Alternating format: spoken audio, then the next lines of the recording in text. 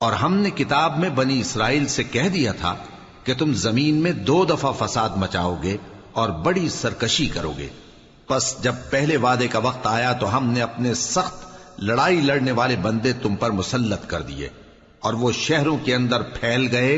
اور وہ وعدہ پورا ہو کر رہا. پھر ہم نے دوسری بار تم کو ان پر غلبہ دیا اور مال اور بیٹوں سے تمہاری مدد کی اور تم کو جماعت کثیر بنا دیا. اگر تم نیکوکاری کرو گے تو اپنی جانوں کے لیے کرو گے اور اگر اعمال بد کرو گے تو ان کا وبال بھی تمہاری ہی جانوں پر ہوگا.